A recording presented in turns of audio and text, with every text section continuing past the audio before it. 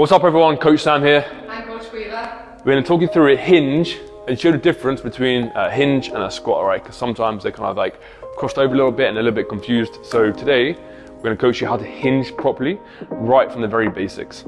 Sweet, so if Weaver, if you show me what a hinge is, to start with anyway. Yeah, just a bodyweight hinge.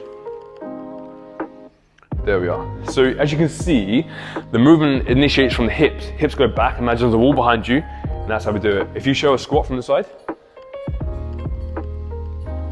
see the movement initiates from the knees. Okay, so there's way more knee bend in a squat, and the hips go down, obviously, rather than going backwards. All right, so if you look at hinge, the movement is horizontal with the hips, whereas with a squat, the movement is vertical with the hips, right? Drop down. So if you don't know how to hinge, how do you do it?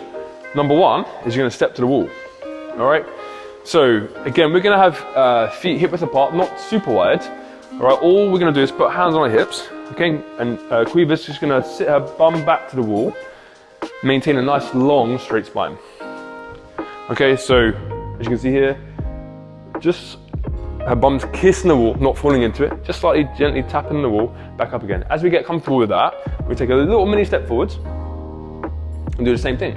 This time, she's gonna, again, Quiva's gonna push with her fingers into her hips and it's gonna initiate the movement back. Awesome. Now, if you struggle to find the distance with your feet, what we can do is do one jump.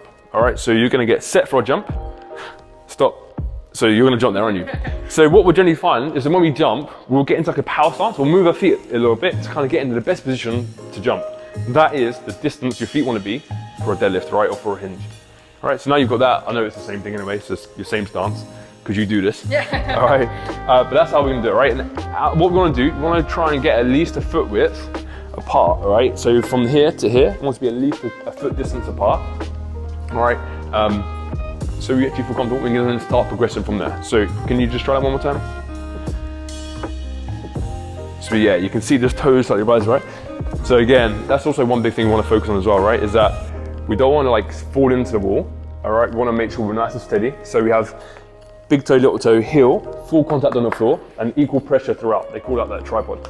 So once we've nailed that, we're gonna walk over, we're gonna grab the kettlebell, and we're gonna load up, now this time with the kettlebell. All right, so it's the same movement, and you're gonna initiate the movement from with your fingers on your hips from the start, okay? So hips gonna come back, awesome. And you can see a nice straight long spine, perfect. And then once you get into that position, just hold that.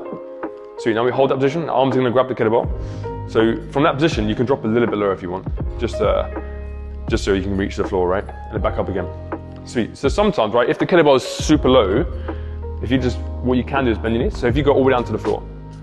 So if the kettlebell is super low, you can drop your hips just a little bit lower, that's it. All right, just sometimes a little bit more knee bend if you have to reach a little bit further, if that makes sense. Cool, up we come from there. So movement comes back, pull the hips back. As our hands get to our knees, we're slightly gonna bend the knees a little bit more so the kettlebell touches the floor, and then back up. All right, so just reiterate that again, right? We're gonna pull the hips back. When our wrists or hands hit our knees, okay, we can't get any further with that movement. We can just drop a little bit to hit the floor, all right? So once we load up with that and we get comfortable with that weight, okay, we can load this up. This is 12 kilos, 16, 20, 24. We can then start going with 2 kettlebells, all right? So if you hinge it down, perfect, yeah. Then from that position, we're gonna load up again, all right? This time, similar thing. We're gonna grip each kettlebell like so, squeeze nice and tight with our lats. So at the bottom position, as we go down, with this one here, because it's a little bit more demanding, we're gonna imagine we've got 2 oranges underneath our armpits, create nice tension throughout. Just means that our back's a little bit straighter as we stand up, all right? And then also what that eliminates is that kind of rounding and that kind of like soft banana position of our back that we don't really want. All right, cool. We want full lockout at the top, so we stand up nice and tall. What's on if you lean back this time? As you stand up and then you get to the top position, lean back. Yeah, some people do this, right? Which puts a little bit too much pressure on the lumbar spine, our lower back. We don't want that.